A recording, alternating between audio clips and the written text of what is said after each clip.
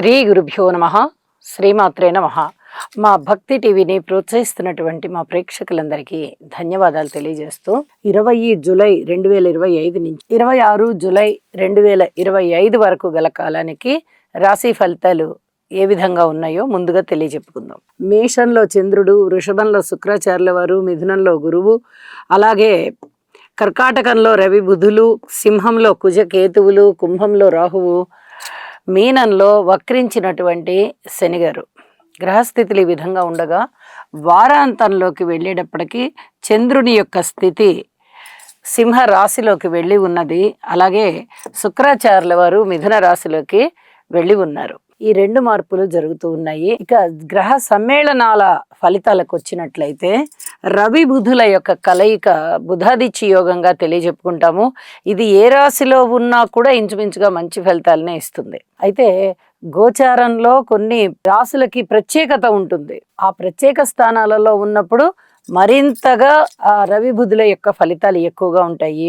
అది ఒకవేళ దుస్థానం అయినట్టయితే ఏ రాశికైనా ఈ కర్కాటక రాశి ఫలితాలు కొంచెం తక్కువగా ఉంటాయనే కానీ ఫలితాలు మటుకు రవి బుధుల కలయిక చాలా చాలా బాగుంటుంది. అలాగే కుజకేతువులు ఇది చెప్పుకోదగినటువంటి కలయిక అన్నమాట. అంటే ఎటువంటిది కొంచెం దైవభక్తిని పెంచుతాయే గాని దుష్పరిణామాలకి దారితీస్తూ ఉంటుంది. ఇది పరిహారం చేసుకోవాల్సినటువంటి కలయిక. అలాగే దృష్టుల విషయానికి వస్తే శనిగారి యొక్క దృష్టి శుక్రాచార్యుల వారి మీద పడుతోంది. ఇది ఆత్మీయత, ఆప్యాయత, ఆత్మీయత ఇట్లాంటి అనురాగాల విషయంలో భార్యాభర్తల మధ్య కొన్ని రకాలైనటువంటి అపోహల్ని, ఇబ్బందుల్ని తీసుకొని వస్తుంది. తప్పనిసరిగా పరిహారాలు చేసుకోవాలి. శనిగ్రహ స్తోత్రాలు పారాయణ చేసుకోవాలి, శుక్రగ్రహ స్తోత్రాలు పారాయణ చేసుకోవాలి. అలాగే కుజుని యొక్క 7వ దృష్టి రాహు మీద, 8వ దృష్టి శనిగారి మీద ఉంటుంది. ఇది ఏమాత్రం మంచిది కాదు. అసలు అన్ని రాసుల వారు కూడా పరిహారాలు చేసుకోండి అని తెలియచెప్తాను నేను. ఏ రాశికైనా కూడా ఇది ఇబ్బందికరమైనటువంటి గ్రహస్థితే. ఇదే గ్రహస్థితులు దృష్టి రూపకంలో గాని, కలయిక రూపకంలో గాని, యుతి రూపకంలో గాని ఎవరికైనా జన్మజాతకంలో ఉన్నట్టయితే వారికి ఇంకా కొంచెం ఇబ్బందులు ఎక్కువగా ఉన్నట్టుగా అనిపిస్తూ ఉంటాయి. మానసికమైన అశాంతి ఉంటుంది.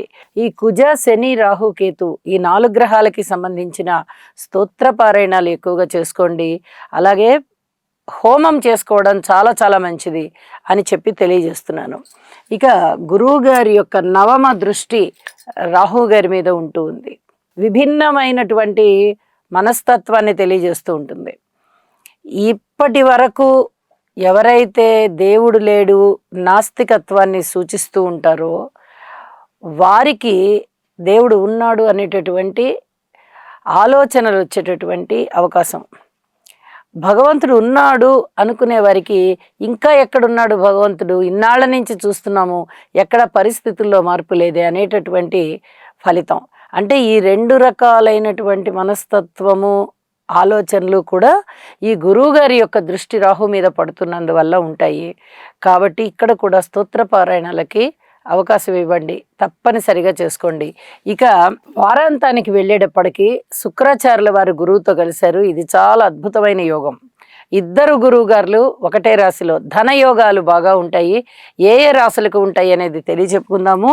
అలాగే చంద్రుడు కుజకేతువులతో కలిసిన్నారు. 3 గ్రహాలు కలిసి ఉన్నాయి. కొంచెం మానసికమైనటువంటి చింతన ఎక్కువగా ఉండడము, ఎక్కువగా వ్యాపారం చేయడానికి ఉత్సాహం చూపిస్తూ ఉండడము. అయితే అందులో లాభాలు వస్తాయా అంటే లాభాలు వచ్చే మాట తర్వాత, ముందరైతే ఉత్సాహం చూపిస్తూ ఉంటారు. ఇలాంటివే ఎక్కువగా ఫలితాలు ఉంటాయి అని తెలియజేస్తూ పరిహారాల విషయంలో ప్రతి రాశి వారు తప్పనిసరిగా నవగ్రహ స్తోత్ర పారాయణాలు చేసుకోమని మరొక్కసారి సూచన చేస్తూ ఉన్నాను. ఇక రాశుల్లోకి వెళ్దాము. మకర రాశి వారికి 2 గ్రహాల యొక్క ఫలితాలు చాలా బాగున్నాయి అని చెప్పుకోవచ్చు. తృతీయ స్థానంలో శనిగారు బాగున్నారు, పంచమ స్థానంలో శుక్రాచార్యుల వారు బాగున్నారు.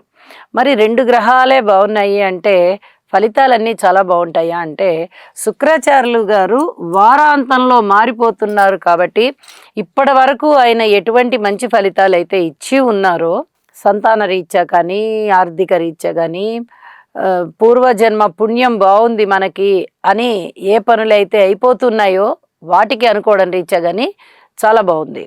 మరి శనిగారి యొక్క స్థితి తృతీయ స్థానంలో అమోఘమైన స్థితి. మొండి బాకీలు వసూలవుతాయి, మొండి పనులన్నీ అయిపోతాయి. అలాగే అన్నదమ్ముల సహాయ సహకారాలు ఉంటాయి, మనోబలం పెరుగుతుంది, బంధువుల యొక్క ఆత్మీయత అనురాగాలు పెరుగుతాయి. ఇవన్నీ కూడా చాలా చెప్పుకోదగ్గ రీతిలో ఉంటాయి, చాలా చెప్పదగ్గ మంచి సూచన అన్నమాట. అయితే గురుబలము లేదు, రాహుబలము లేదు, కేతుబలము లేదు, కుజబలము కూడా లేదు. మరి ఇలా బలాలు, ప్రధాన గ్రహాల యొక్క బలాలు లేని కారణం చేత ఈ రాశి కొంచెం బలహీన పడుతోంది. రాశిని బలోపేతం చేసుకోవడానికి గురువుగారి యొక్క స్తోత్ర పారాయణాలు చెయ్యండి. అలాగే నవగ్రహ హోమం చేసుకోవడానికి ప్రయత్నం చెయ్యండి. అలాగే శివారాధన చెయ్యండి, శివుడికి అభిషేకం చెయ్యండి. చెరుకు రసంతో అభిషేకం చేసినట్టయితే చాలా అద్భుతమైన ఫలితాలు ఉంటాయి అని చెప్పి తెలియజెప్పచ్చు. ఇప్పుడు చెప్పుకున్నటువంటి పరిహారాల్లో ఏ ఒకటో రెండో పరిహారాలు చేసుకున్నా కూడా మీకు చాలా ప్రశాంత జీవితం వస్తుంది. అలాగే భూమికి సంబంధించిన తగాదాలు వాయిదా వేసుకోండి. ఇప్పుడే మీరు కలహాల జోలికి పోవద్దు, తగాదాల జోలికి పోవద్దు అని చెప్పి తెలియజేస్తూ ఉన్నాను. భార్యాభర్తల మధ్య అన్యోన్యత కాస్త తక్కువగా కనిపిస్తోంది. ఇక మాతృవర్గరీత్యా అంత పూర్తిగా హామీలు ఇచ్చి అలా ఉండదు. మీ మాతృవర్గం కూడా కొంచెం ఆచితూచి వ్యవహరిస్తూ ఉంటారు. ఇక్కడ అనుకూల సమయం, అనుకూల పరిస్థితులు లేవు కాబట్టి వాళ్ళ యొక్క ఆలోచనలు కూడా అలాగే ఉంటాయి. ఇప్పుడు గ్రహస్థితులు ఎలా ఉన్నాయో దానికి సంబంధించిన ఆలోచనలే మనిషికి వస్తూ ఉంటాయి అని చెప్పి తెలియజేస్తున్నాను. ఏ విధంగా అయినా ఇక్కడ ఉద్యోగస్తులు జాగ్రత్తగా ఉండాలి, వ్యాపారస్తులు జాగ్రత్తగా ఉండాలి, భార్యాభర్తలు జాగ్రత్తగా ఉండాలి, రాజకీయ నాయకులు జాగ్రత్తగా ఉండాలి, మాతృవర్గ రీత్యా బాగుండాలి, పితృవర్గ రీత్యా బాగుండాలి. ఇలా అన్నిటి రీత్యా కూడా సంయమనం పాటించుకుంటూ వెళ్ళండి. గృహంలో ఐకమత్యం అనేది తగ్గిపోయి కనిపిస్తుంది. ద్వితీయ స్థానంలో ఉన్నటువంటి రాహు గారి యొక్క స్థితి అంతగా బాలేదు. పైగా దాని మీద కుజుని యొక్క దృష్టి కూడా ఉంటూ ఉంది. మరి గురువు గారి దృష్టి కూడా ఉంది కదా అంటే ఈ ఆలోచనల్లో మార్పు వస్తుంది తప్ప కుటుంబం చాలా చాలా బాగుంటుందని చెప్పడానికి రాదు. కాబట్టి అన్ని రకాల జాగ్రత్తలు తీసుకోవలసిందిగా సూచన చేస్తున్నాను. అన్ని రకాల పరిహారాలలో కనీసం కొన్నైనా చెయ్యండి అని చెప్పి మరొకసారి సూచన చేస్తూ ఉన్నాను. ఇక ఈ భూమికి సంబంధించి కానీ, కోర్టు కేసులకు సంబంధించి కానీ పూర్తిగా వాటిని వాయిదా వేయండి. ఇది చెప్పదగినటువంటి సూచన. విద్యార్థులు శ్రమ ఎక్కువ చేయాలి. కార్మికులు, కర్షకులు, నేత పని వారు, చేతి వృత్తుల వారు, ఇచ్చది వారందరూ కూడా కొంచెం శ్రమ ఎక్కువ చేయవలసిన పరిస్థితే కనిపిస్తుంది. వ్యవసాయదారులకు కూడా ఇదే పరిస్థితి, శ్రమతో కూడుకున్నటువంటి జీవితం ఉంది అని చెప్పి తెలియజేస్తూ ఉన్నాను. వారాంతానికి వెళ్ళేటప్పటికీ చంద్రుని యొక్క స్థితి అష్టమంలోనూ, శుక్రాచార్యుల వారి యొక్క స్థితి షష్టంలోనూ ఉన్నాయి. ఈ రెండూ కూడా అంత పూర్తిగా శుభకరమైనటువంటి ఫలితాలని ఇవ్వబోవడం లేదు అని మరొకసారి తెలియజేస్తూ పరిహారాలు చేసుకోండి, మనశ్శాంతిగా ఉండండి. శుభం.